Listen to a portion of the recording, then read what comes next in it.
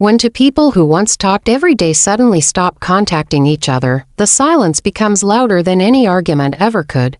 In the beginning, both pretend they are strong.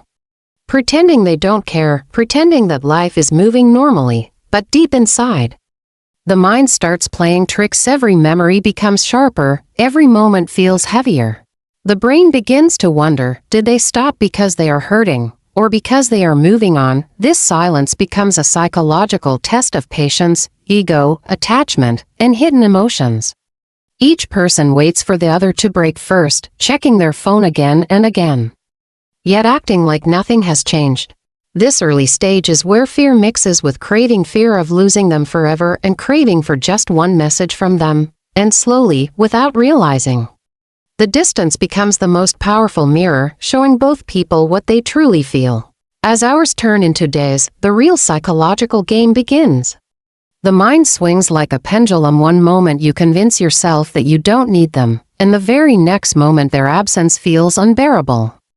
The ego whispers, don't text first. The heart whispers, you will lose them if you don't. Every unread message from others feels meaningless because the only notification you want is theirs.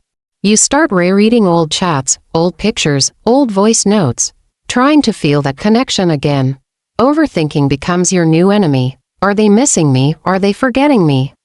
Are they talking to someone else? Slowly, you begin to realize that silence is not just silence, it is a psychological battlefield where your deepest emotions and your strongest defenses fight endlessly.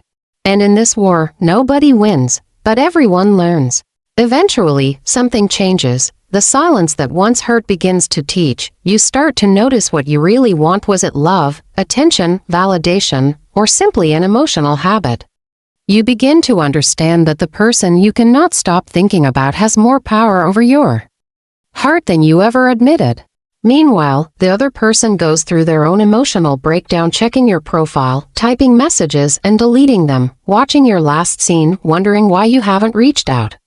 This phase reveals true intentions, if the bond is real. Both start realizing the same thing, the connection was never weak. It was just taken for granted. And suddenly, the fear of losing each other becomes stronger than the fear of messaging first. Silent love speaks the loudest here. Finally, the psychological game reaches its climax. One of you gathers the courage to break the silence, not because ego lost, but because love won. A simple message like, hey, are you okay? Carries more emotion than 1,000 long conversations. The moment the silence breaks, emotions overflow: relief, happiness, fear, love, everything at once. Both realize how deeply they were connected, how painful the distance was, and how precious the bond truly is. The silence becomes a turning point, a reminder that real love survives distance, ego, fear, and overthinking. And when two people find their way back to each other after a long period of no contact, the connection that returns is stronger, more honest, and more unbreakable than ever before.